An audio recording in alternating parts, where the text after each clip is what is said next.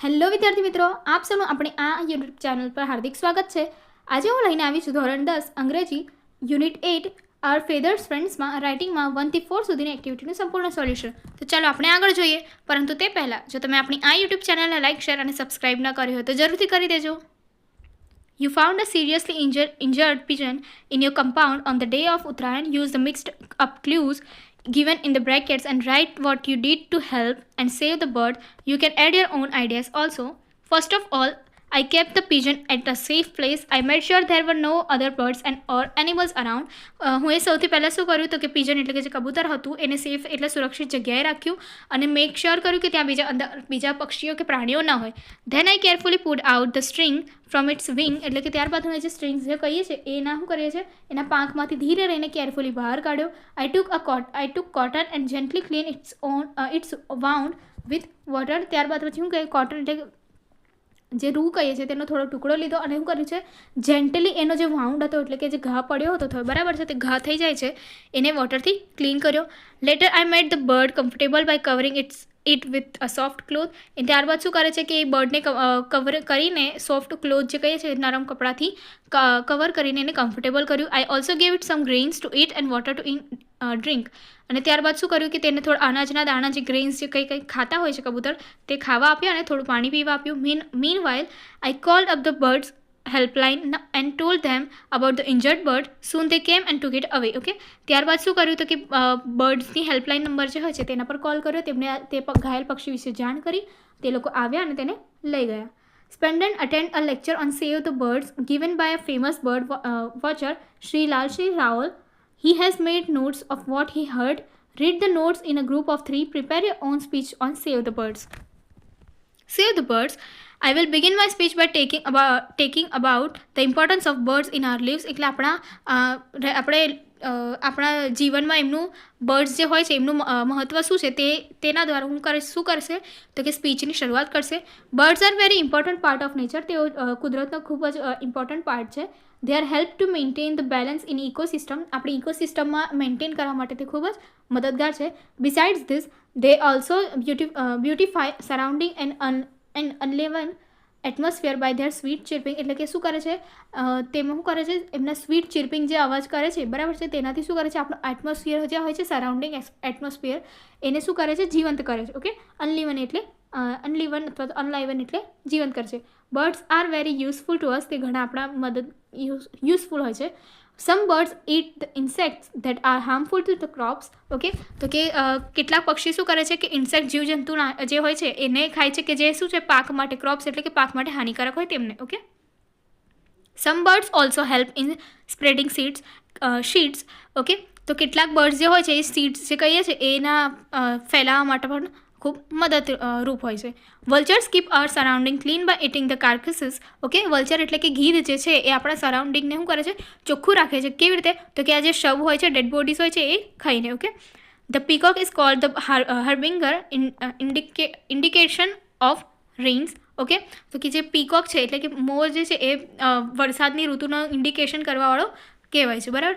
All of us are fascinated when the peacock spreads its feather and dances. આપણે all of us are એટલે કે આપણે સૌ શું થાય છે ફેસિનેટેડ એટલે આકર્ષિત થઈએ છીએ જ્યારે પીકોક એના ફેધર્સ ખોલે છે અને નૃત્ય કરે છે. But today most of the birds have become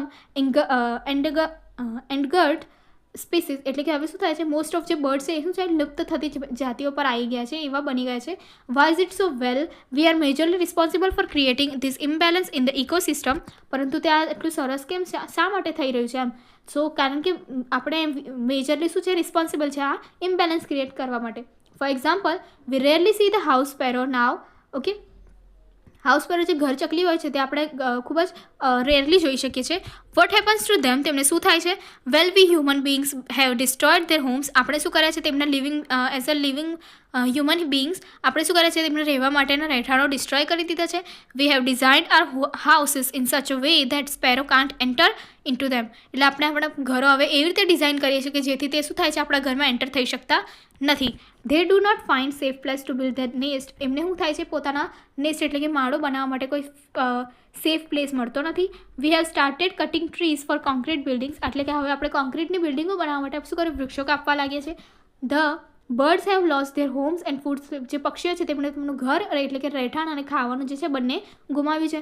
another important reason for decline in the number of birds specially sparrow એટલે she is the radiation from the cell phones tower. Okay, તો આ જે બર્ડ્સ જે હોય છે પક્ષીઓનો ratio ઓછો થાય છે, નંબર ઓછો થઈ રહ્યો છે, તેની માટે ઘણા કારણ છે. સ્પેશિયલીમાં શું છે, ચકલીઓનો જે રેશિયો ઓછો થાય છે તેની માટે મેઇન કારણ શું છે તો કે રેડિયેશન જે હોય છે સેલફોન્સના ટાવર્સના તે. Excessive use of wireless devices also a danger to the birds એટલે કે આ જે બર્ડ્સ છે તેમની માટે શું છે એક્સેસિવ એટલે કે વધારે પડતો જે વાયરલેસ ઇક્વિપમેન્ટ્સ આપણે ડિવાઇસીસ વાપરીએ છીએ એ ડેન્જરસ છે, એમાંથી નીકળતા રેડિયેશન ડેન્જરસ છે એમની માટે.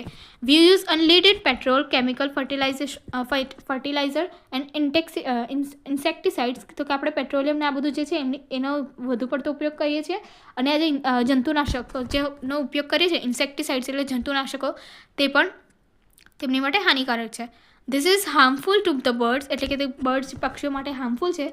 There is a lot of noise pollution, air pollution and water pollution. As a result, we see less and less number of birds in cities. Okay, તો કે ત્યાં જે પ્રમાણે આપણે જોઈ શકીએ છીએ કે ઘણું નોઇઝ પોલ્યુશન છે, એર પોલ્યુશન છે અને વોટર પોલ્યુશન છે એ શું છે એનું પરિણામ છે અને એ જેને કારણે આ બર્ડ્સ અને બર્ડ્સનો નંબર જે છે એ સિટીમાં ઓછો થઈ રહ્યો છે. ઓકે, સિટી એરિયાઝમાં. Are there any remedies to save the birds એટલે કે જે પક્ષીઓને બચાવી શકાય તેની માટેની કોઈ રેમેડી છે? Yes there are. તો કે હા ત્યાં છે. Let us all bring the birds back into our lives. તો કે આપણે આપણા જીવનમાં આપણે એમને પરત લાવી શકીએ છીએ. We should keep birds boxes and bird feeder outside our houses in the gardens. Okay, તો કે બર્ડ્સ માટે જે બોક્સીસ છે એ પ્રમાણે એમનું ઘર બનાવવું જોઈએ બોક્સીસમાંથી અને એમને ફીડ કરવા માટે ઘરની બહાર રાખવું જોઈએ અને ગાર્ડનમાં પણ રાખવું જોઈએ. We should feed them with grains and keep a bowl of fresh water for them. આપણે શું કરવું જોઈએ, એમને ફીડ કરવું જોઈએ કે પહેલાં જે અનાજના દાણા છે ગ્રેઇન્સ જે કહીએ છીએ એ ફીડ કરવા જોઈએ અને પાણી મૂકવું જોઈએ તેમની માટે fresh water. If there is enough space we can keep a big bowl of cool water for them to bath in. અગર ત્યાં જગ્યા સ્પેસ વધારે છે તો આપણે શું કરીએ છીએ તો કરી શકીએ છીએ તો કે મોટા બાઉલ્સ જે કહીએ છીએ પાણીને એ રાખી શકીએ છીએ એમના નાહવા માટે. We should plant trees to encourage some of the common birds to come back. Okay, તો આપણે શું કરવું પ્લાન્ટેશન એટલે જે વૃક્ષો છે તે વધારે વાવવા જોઈએ, એન્કરેજ કરવું જોઈએ બરાબર, સો દેટ જે કોમન બર્ડ્સ જે હતા એ પાછા આવી શકે છે. Let us all work hard to have this beautiful birds all around us. Okay, તો આ બધા જ પક્ષીઓને આપણા સરાઉન્ડિંગમાં રહેવા માટે હાર્ડવર્ક કરશું. Thank you for listening to me. સાંભળવા માટે આભાર. 3. Work plus project work. Here are some samples of birds feeders made from worn out scrap materials. Make a bird feeder of your choice using worn out or scrap material. For example, you can use a 5-liter empty oil jar or an empty water bottle and plates, spoons, etc. Here is the pictures. 4th, write a paragraph on my favorite feather bird with help of the given clues. Okay, draw or paste the picture of that bird in your notebook. There are so many types of birds around us. ત્યાં આપણી આસપાસ ઘણા બધા વિવિધ ટાઈપના birds હોય છે બરાબર છે. But my favourite bird is peacock. પણ મારું પ્રિય પક્ષી છે મોર. Okay, the peacock is our national bird. મોર એ આપણું નેશનલ જે આપણે કહીએ રાષ્ટ્રીય પક્ષી છે. It is a very beautiful bird. તે ખૂબ સુંદર પક્ષી છે. It has a long and slender neck. Okay, એને શું છે પાતળી અને લાંબી ગરદન છે. Okay, it has a crest on its head. Okay, તો જે આપણે પેલી કલગીઓ કહીએ છીએ તે એના માથા પર છે. It has long beautiful and colourful feathers. એને રંગબેરંગી પીંછા છે. The peacock has very charming walk એટલે કે એની વોક શું છે એકદમ ચાર્મિંગ છે, એટ્રેક્ટિવ કહીએ એ પ્રમાણે. It is called the harbinger of rains. તો કે પેલું રેન્સ આવતા પહેલાં જે આપણાને એ કરે છે સૂચત કરતા પક્ષીઓની તરીકે તેને ઓળખવામાં આવે છે. We can hear its sweet call during the rainy season. તો કે જે વરસાદની સિઝનો છે તેમાં આપણે ત્યાં સ્વીટ કોલ એટલે એનો અવાજ સાંભળી શકીએ છીએ.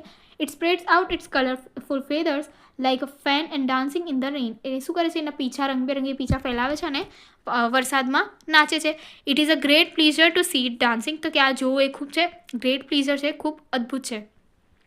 The peacock leaves on trees okay, જે આ પક્ષી છે, મોર પક્ષી છે, એ શું છે, ઝાડ પર રહે છે. It is usually found in fields and forest, એટલે એને ખેતરોમાં મળી રહે છે અને ફોરેસ્ટ એટલે જંગલોમાં મળી રહે છે. ઇટ ફીડ્સ ઓન ગ્રેન્સ, એટલે એ શું છે, ગ્રેન્સ પર ગ્રેન્સ ખાય છે. ઓકે, ઇન્સેક્ટ્સ અને વર્મ્સ જે કહીએ છીએ એ પણ ખાય છે. It also catches snakes and eats them up, એટલે કે શું કરે છે, સાપને પણ પકડે છે અને તેમને પણ ખાય છે. Therefore the peacock is called an enemy of snake, તેના કારણે શું કરે છે, મોરને શું કહેવામાં આવે છે, સ્નેક્સના એનિમી એટલે દુશ્મન કહેવામાં આવે છે. The peacock can't fly very height, તે વધારે ઊંચા ઉડી શકતા નથી. It has a slow but graceful walk, બરાબર, એમને ખૂબ જ ચાલ ધીમી હોય છે પણ એકદમ ગ્રેસફુલ હોય છે, આકર્ષક હોય છે. It struts about majestically. Okay, the female peacock is called a peahen. The peahen does not have colourful feathers, તો કે જે ફિમેલ પીકોક હોય છે એમની પાસે કલરફુલ ફેદર્સ હોતા નથી. It does not look beautiful, it is a plain bird, તો કે જે ફિમેલ પીકોક જે છે એ વધારે સુંદર દેખાવામાં હોતી નથી, એકદમ પ્લેન બર્ડ છે. The feathers of the peacock are use to make many decorative items, કે આજે એના મોરના પીછા છે શું કરે છે, ડેકોરેટિવ આઇટમ્સ બનાવવા માટેનો એનો યુઝ થાય છે. ચિલ્ડ્રન લવ પીકોક ફેદર્સ, બાળકોને પીકોક જે છે મોરના પીછા ઘણા ગમે છે. They like to keep its feather in their books, તેમને તેમની બુકની અંદર એમને રાખવાનું ગમે છે. It is also said that lord Krishna wore a crown made of the peacock feathers. We can see the peacock in a zoo. તે કહેવામાં આવ્યું છે કે જે લોર્ડ કૃષ્ણ જે છે એ શું કરે છે, એમના મુકુટમાં શું હોય છે, પીકોક એટલે મોરનું પીછું રાખે છે અને આપણે શું કરી શકીએ છીએ, તો કે એને આપણે ઝૂમાં જોઈ શકીએ છીએ. આગળની એક્ટિવિટી જોવા માટે અહીં આપેલ એન્ડ સ્ક્રીન પર ક્લિક કરજો. Thank you.